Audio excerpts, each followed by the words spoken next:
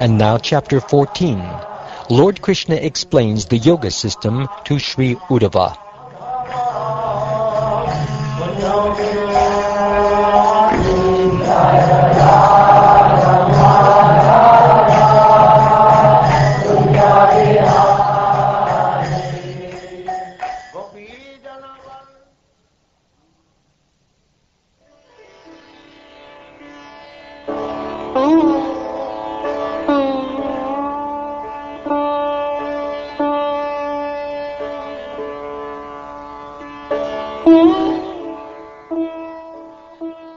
Sri Uddhava said, "My dear Krishna, the learned sages who explain Vedic literature recommend various processes for perfecting one's life. Considering these varieties of viewpoint, my Lord, please tell me whether all these processes are equally important or whether one of them is supreme. My dear Lord, you have clearly explained the process of unalloyed devotional service by which a devotee removes all material association from his life, enabling him to fix his mind in you. O Uddhava, by the influence of time, the transcendental sound of Vedic knowledge was lost at the time of annihilation. Therefore, when the subsequent creation took place, I spoke the Vedic knowledge to Brahma, because I myself am the religious principles enunciated in the Vedas. Lord Brahma spoke this Vedic knowledge to his eldest son, Manu, and the 7 great sages, headed by Bhrigu Muni, then accepted the same knowledge from Manu. From the forefathers, headed by Bhrigu Muni and other sons of Brahma, appeared many children and descendants who assumed different forms as demigods, demons, human beings, Guhyakas, Siddhas, Gandharvas, Vidyadharas, Charanas, Kindevas, Kinnaras, Nagas, Kimpurushas, and so on. All of the many universal species, along with their respective leaders, appeared with different natures and desires generated from the 3 modes of material nature. Therefore, because of the different characteristics of the living entities within the universe, there are a great many Vedic rituals, mantras, and rewards. Thus, due to the great variety of desires and natures among human beings, there are many different theistic philosophies of life, which are handed down through tradition, custom, and disciplic succession. There are other teachers who directly support atheistic viewpoints. O best among men, the intelligence of human beings is bewildered by my illusory potency, and thus, according to their own activities and whims, they speak in innumerable ways about what is actually good for people. Some say that people will be happy by performing pious religious activities. Others say that happiness is attained through fame, sense gratification, truthfulness, self-control, peace, self-interest, political influence, opulence, renunciation, consumption, sacrifice, penance, charity, vows, regulated duties, or strict disciplinary regulation. Each process has its proponents. All the persons I have just mentioned obtain temporary fruits from their material work. Indeed, the meager and miserable situations they achieve bring future unhappiness and are based on ignorance. Even while enjoying the fruits of their work, such persons are filled with lamentation. O learned Uddhava, those who fix their consciousness in me, giving up all material desires, share with me a happiness that cannot possibly be experienced by those engaged in sense gratification.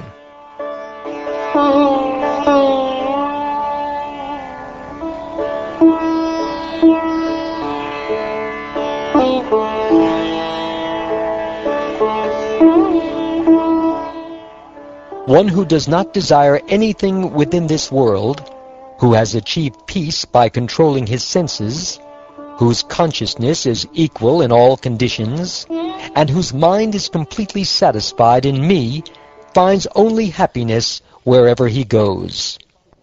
One who has fixed his consciousness in me does not desire the position or abode of Lord Brahma or Lord Indra, nor an empire on the earth, nor sovereignty in the lower planetary systems, nor the eightfold perfection of yoga, nor liberation from birth and death. Such a person desires me alone. My dear Uddhava, even Lord Brahma, Lord Shiva, Lord Sankarshan, the goddess of fortune Lakshmi, and indeed my own self are not as dear to me as you are. I desire to purify with the dust of the lotus feet of my devotees the material worlds which are situated within me. Thus I always follow the footsteps of my pure devotees, who are free from all personal desire, wrapped in thought of my pastimes, peaceful, without any feelings of enmity, and of equal disposition everywhere. Those who are without any desire for personal gratification, whose minds are always attached to me, who are peaceful, without false ego, and merciful to all living entities, and whose consciousness is never affected by opportunities for sense gratification, such persons enjoy in me a happiness that cannot be known or achieved by those lacking such detachment from the material world. My dear Uddhava, not having fully conquered his senses, my devotee may be harassed by material desires, but because of his unflinching devotion for me, he will not be defeated by sense gratification. My dear Uddhava, just as a blazing fire turns firewood into ashes, similarly, devotion unto me completely burns to ashes sins committed by my devotees. My dear Uddhava, the unalloyed devotional service rendered to me by my devotees brings me under their control.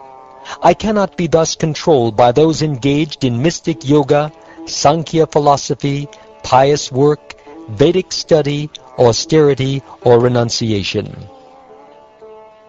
Only by practicing unalloyed devotional service with full faith in me can one obtain me, the Supreme Personality of Godhead.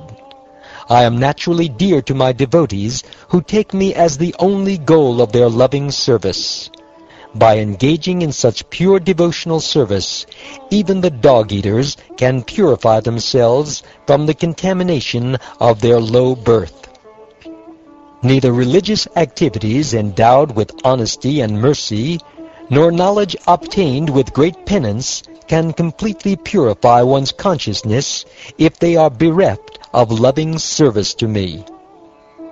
If one's hairs do not stand on end, how can the heart melt? And if the heart does not melt, how can tears of love flow from the eyes? If one does not cry in spiritual happiness, how can one render loving service to the Lord? And without such service, how can the consciousness be purified? A devotee whose speech is sometimes choked up, whose heart melts, who cries continually, and sometimes laughs, who feels ashamed and cries out loudly and then dances, a devotee thus fixed in loving service to me purifies the entire universe. Just as gold, when smelted in fire, gives up its impurities and returns to its pure, brilliant state, similarly, the spirit soul, absorbed in the fire of bhakti yoga, is purified of all contamination caused by previous fruitive activities and returns to its original position of serving me in the spiritual world.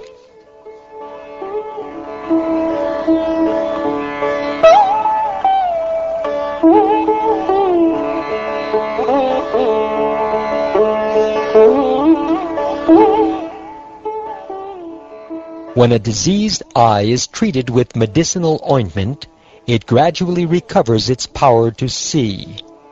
Similarly, as a conscious living entity cleanses himself of material contamination by hearing and chanting the pious narrations of my glories, he regains his ability to see me, the absolute truth, in my subtle spiritual form. The mind of one meditating upon the objects of sense gratification is certainly entangled in such objects, but if one constantly remembers me, then the mind is absorbed in me. Therefore, one should reject all material processes of elevation, which are like the mental creations of a dream, and should completely absorb one's mind in me. By constantly thinking of me, one becomes purified. Being conscious of the eternal self, one should give up association with women, and those intimately associated with women. Sitting fearlessly in a solitary place, one should concentrate the mind on me with great attention. Of all kinds of suffering and bondage arising from various attachments, none is greater than the suffering and bondage arising from attachment to women and intimate contact with those attached to women.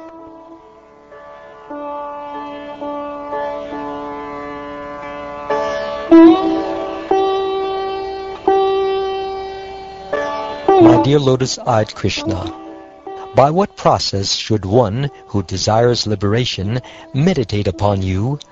Of what specific nature should his meditation be? And upon which form should he meditate? Kindly explain to me this topic of meditation.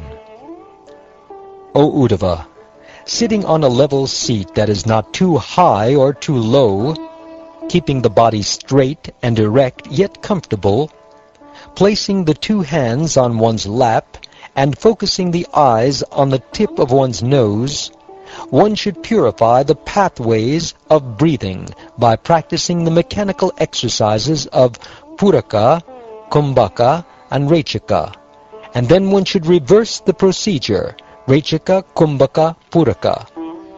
Having fully controlled the senses, one may thus practice pranayama step by step. Beginning from the Muladhara chakra, one should move the life air continuously upward, like the fibers in the lotus stalk, until one reaches the heart, where the sacred syllable Om is situated, like the sound of a bell. One should thus continue raising the sacred syllable upward the distance of 12 angulas, and there the Omkar should be joined together with the 15 vibrations produced with Anusvara. Being fixed in the Omkar, one should carefully practice the pranayama system 10 times at each sunrise, noon, and sunset. Then, after 1 month, one will have conquered the life air. Keeping the eyes half closed and fixed on the tip of one's nose, being enlivened and alert, one should meditate on the lotus flower situated within the heart. The lotus has 8 petals and is situated on an erect lotus stalk. One should meditate on the sun, moon, and fire, placing them one after the other within the whirl of that lotus flower. Placing my transcendental form within the fire, one should meditate upon it as the auspicious goal of all meditation. That form is perfectly proportioned, gentle, and cheerful. It possesses 4 beautiful long arms, a charming, beautiful neck, a handsome forehead, a pure smile, and glowing shark-shaped earrings suspended from 2 identical ears.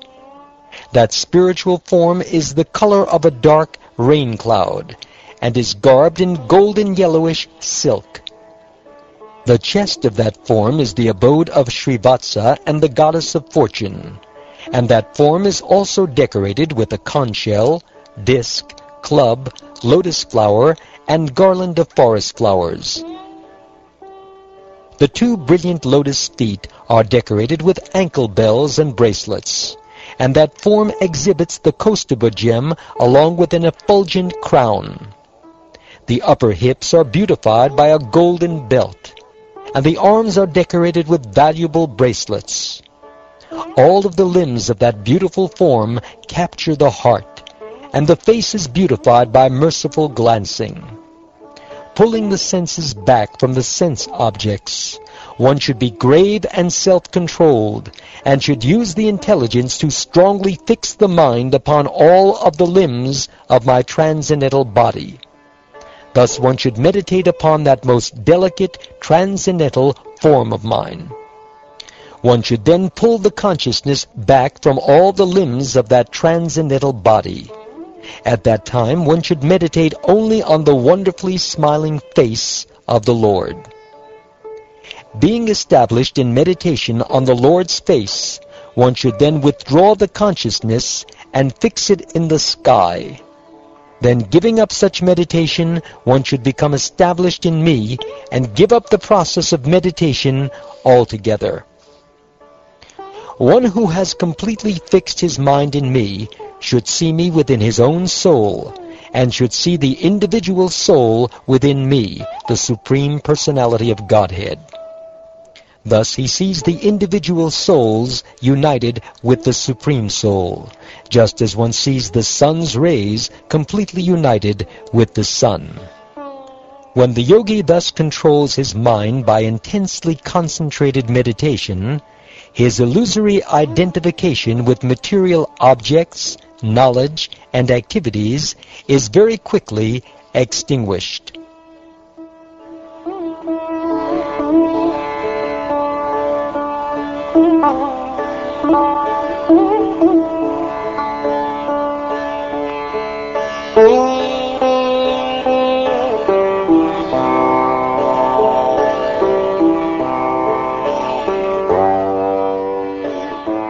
Thus ends the 14th chapter of the 11th canto of the Srimad Bhagavatam, entitled Lord Krishna Explains the Yoga System to Sri Uddhava.